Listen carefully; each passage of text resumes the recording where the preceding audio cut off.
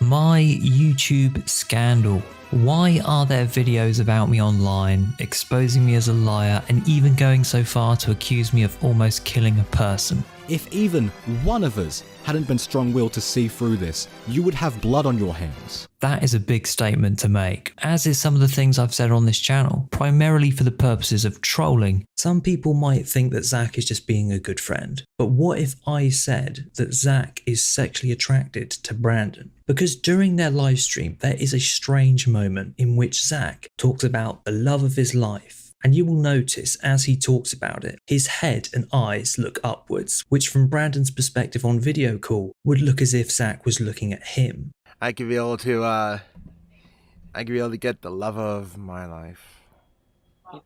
Yeah. The story begins in January 2022. It was the beginning of a new year, so I wanted to start something new on my YouTube channel. Whatever it was, I wanted it to get people's attention, so I decided to join an innocent online fandom and started talking trash about some of its fans. His followers now have the impression that I'm jealous. I mean, why would I be jealous of him? Tell me one good thing he's done for this community. Fuck all, other than blabber like a bellend and use other people's art to gain a following. She's an evil enchantress and she does evil dances. The first couple of videos were actually pretty good at getting a reaction. However, not many people were tuning in to watch my trash. So I decided to make another trolling video, this time creating a fake storyline about a YouTuber having an inappropriate encounter with a 15-year-old. Brandon sent his Blue Snowball microphone to the 15-year-old boy's house. And you'll notice if you go on Brandon's channel, Brandon actually did a review of that microphone. Turns out that Brandon didn't actually like the microphone, so he sent it to the 15-year-old boy so that he would sound better on the impressions, because it was a better mic. And we also have some proof as well, because the victim sent me a video showing that he has the microphone, so we'll show you that now. That video would become the most popular video I have ever made. No, I sent nobody a Blue Snowball mic. I didn't even have the money for that. However, me being a troll somehow convinced other YouTubers to share the fake news. He then offers to send the victim his spare Blue Yeti microphone Snowball, which he did, and the victim received. I have a spare Blue Snowball mic that I can send you in the mail. I would need your address. This has been confirmed to have been received by this minor. As you can see. Since nobody knew the story was fake, I was welcomed into this online community for doing what they thought was a good deed. Meanwhile, the person we all lied about was clearly incapable of defending themselves. Guys, I swear I didn't do it. I didn't do it, okay? I didn't do it. I didn't do it. I'm sorry. I'm sorry. I didn't do it, guys. I didn't do it. Believe it or not, the crying actually made our story appear more genuine because YouTubers once again started stirring the pot. He uploaded a video simply titled, "I didn't do it." The same obnoxious fake crying, and ran with that instead. Obviously, I was the only person who knew the story was fake, thereby I was the only person who could prove this story to be false. But I did not want to confess just yet. He's innocent. This is my Blue Snowball. I did, however, want to troll some more people. The problem though is that a simple troll move would trigger the community that mistakenly welcomed us in. So I decided to trash their entire community in a Twitter post, followed by a video making them fully aware that we're not the good people they thought.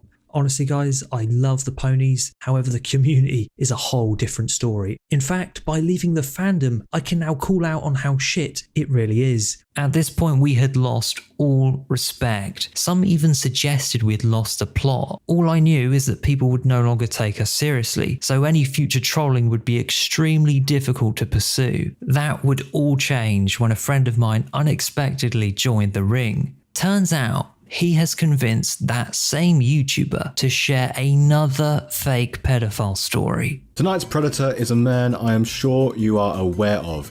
Maybe you're a fan of his, or God forbid, maybe you are a friend of his, and if so, I'm genuinely really sorry you had to find out what he's been up to. The difference between this fake story is that it is easy to debunk. As a matter of fact, the story was debunked so fast, the video was taken down within less than 24 hours and an apology was issued. Tootsie is an innocent man who had totally false allegations thrown at him. And I played a part in those allegations being thrown. Even a friend of the victim spoke out about the controversy, highlighting how ridiculous the allegations were, while also acknowledging the funny side of it. And this was the moment I immediately burst into laughter. The victim, abhorred, refuses and says to Austin they're going to tell HarmonyCon staff, to which Austin attempts to bribe them, which we can guess worked, unfortunately, given that they can be seen at points throughout the rest of the vlog. Again, everything you just heard is completely made up.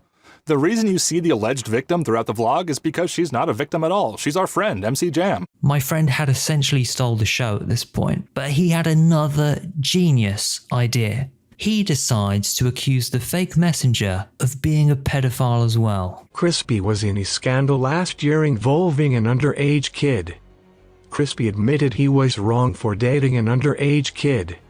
He also sent the kid a video of himself pinching his nipples like a pervert. In this case, no one believes a word of it. Although this is not about people necessarily believing it, it's more about getting a reaction. But we got neither. Just not yet. Not until I decided to make the exact same video.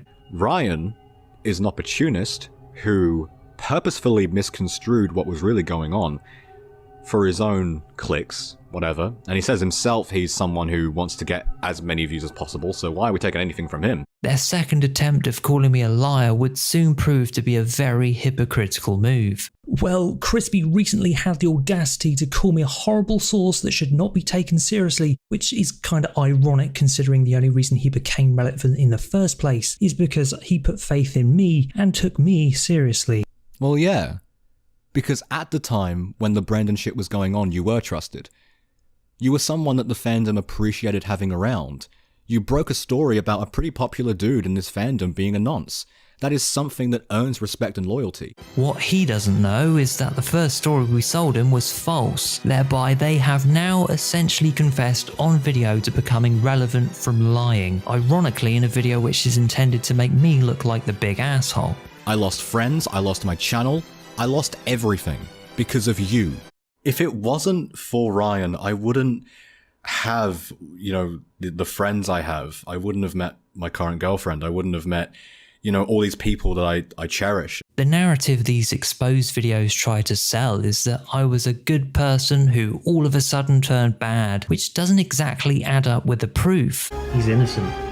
This is my blue snowball. The reason we know these people is because we convinced them to share a fake pedophile story. So ultimately our intentions were never in the best interests of their community. He sent it to the 15-year-old boy so that he would sound better on the impressions because it was a better mic. No, I sent nobody a blue snowball mic. I didn't even have the money for that. Guys, I swear I didn't do it.